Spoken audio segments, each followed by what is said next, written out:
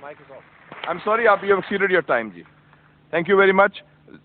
The last speaker for this discussion on national integration, Sayyid Adnan Kakakhail Sahib, seat number 93, Jamiatul Uloom Islamia, Banori Town, Karachi se ताल्लुक है इनका.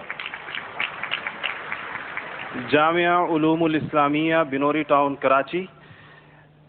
मेरे साथियों ने कल भी इस मौजू के ऊपर बहुत अच्छी बातें की. आज कोशिश करूंगा उन्हीं बातों की रोशनी में इसको बिल्कुल मुख्तसर अंदाज में पेश करूं. इसमें दो राय नहीं है कि हमारा सबसे बड़ा बहरान नज़रियाती यकजहती, फ़िक्री वहदत और इत्तेहाद व इत्तेफाक से महरूमी है. मगर सोचने की बात यह है कि ये महरूमी 58 साल गुजरने के बावजूद अभी तक क्यों है. उसकी वजह यह है कि वो जो बुनियादी प्लेटफॉर्म दिया गया था कि पाकिस्तान का मतलब क्या, ला इलाहा इल्लल्लाह, उस पर कन्फ्यूजन्स पैदा कर दी गई.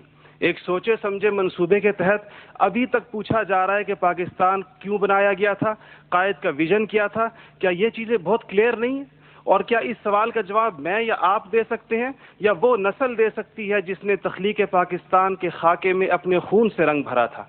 ये उनकी रूहों के साथ मजाक है, ये उनकी रूहों के साथ मजाक है, ये उनकी कुर्बानियों का मजाक है कि जी आप तो कट मरे, हमें समझ ही ना आया कि आपका मसला क्या था. हमारा दूसरा बड़ा मसला अमन व अमान की दिगर गूं सूरत हाल है और बदकिस्मती से इसको बाज़ औक़ात कहा जाता है कि इस्लाम ज़िम्मेदार है. हालांकि कुरान का मुताला बताता है कि सबसे ज़्यादा इस्लाम अमन व अमान के ऊपर ज़ोर देता है. इब्राहीम अलैहिस्सलाम की दुआ तो ज़रा देखिए. मईशत की बात बाद में करते हैं, इकॉनमी की बात बाद में करते हैं, पहले अमन की बात करते हैं. फरमाते हैं रब्बि जअल हाज़ल बलद आमिना, इलाही मेरी इस बस्ती को अमन का गहवारा बना दे. फिर फरमाते हैं वर्ज़ुक़ अहलहू मिनस समरात, इसमें रहने वालों को इनकी मईशत भी ठीक कर दीजिए. और अल्लाह ताला भी जब अपने इनामात गिनवाते हैं तो फरमाते हैं इब्राहीम अलैहिस्सलाम को कि वइज़ जअलनल बैत मसाबतन लिन्नासि व अमना, हमने आपको एक ऐसी जगह बसाया जिसको बार बार आने की जगह और अमन का गहवारा बनाया. ये तो बात बिल्कुल वाज़ेह है. मसला ये है हमारा अमन व अमान तबाह क्यों हुआ, हमारा नौजवान किस तरह दहशतगर्दों का आला बना और हम रोज़ बरोज़ लाकानूनियत की दलदल में क्यों धंसे जा रहे हैं. जनाब सदर, नोट करने की बात है कि ये सबक उसको किसी मजहब ने नहीं सिखाया, ये सबक उसको किसी दीन ने नहीं बताया. ये तबकाती तफरीक, इस्तेहसाली निज़ाम, टैलेंट की बेकदरी, तालीमी ढांचे का खोखलापन, बेइंतहा करप्शन और इख्तियारात की नाजायज़ इस्तेमाल वो खौफनाक मसाइल हैं जो नौजवान को इस तरफ लेकर गए हैं.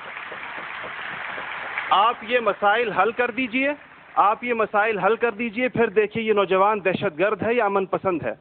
हमारा तीसरा सबसे बड़ा मसला जो इस वक्त बहुत अहमियत का हामिल है, जमहूरी रिवायात का फुकदान है.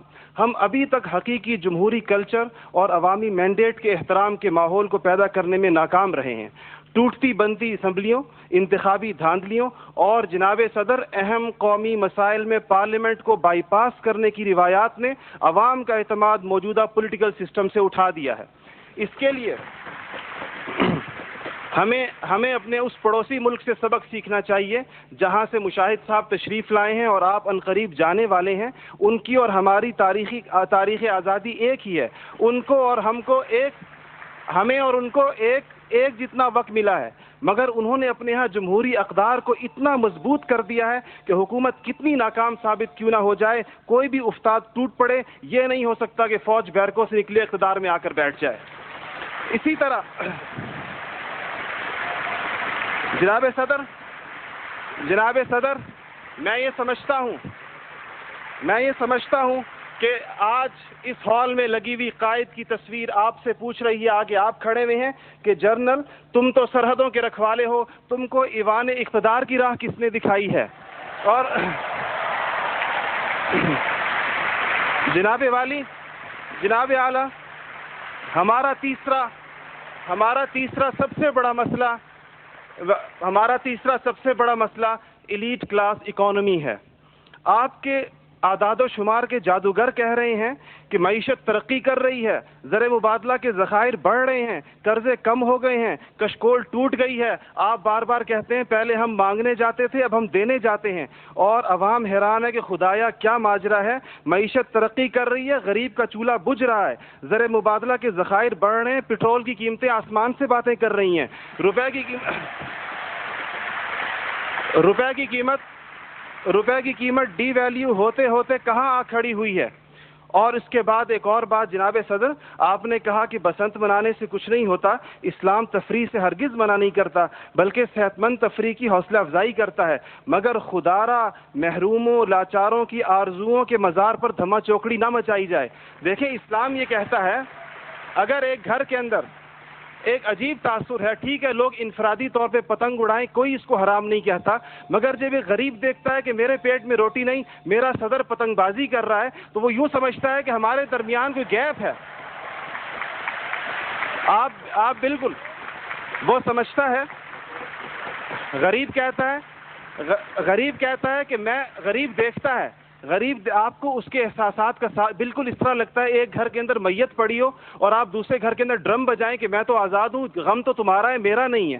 تو اس کو کوئی بھی اس کی اجازت نہیں دے گا، کوئی بھی مذہب کہے گا کہ نہیں، اس کا احساس کیجئے، اس کے اشک شوئی کریں، اس کو سینے سے لگائیے.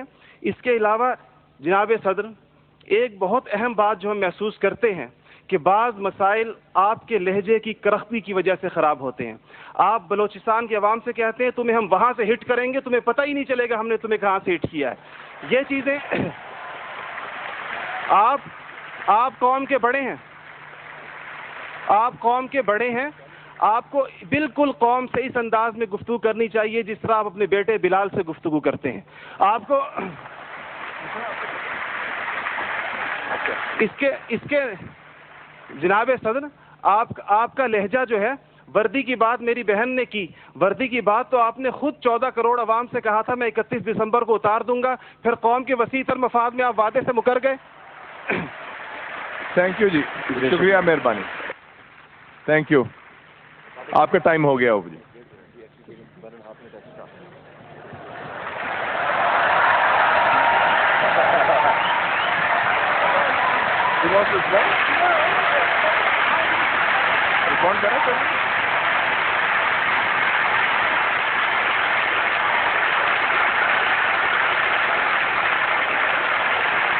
Okay.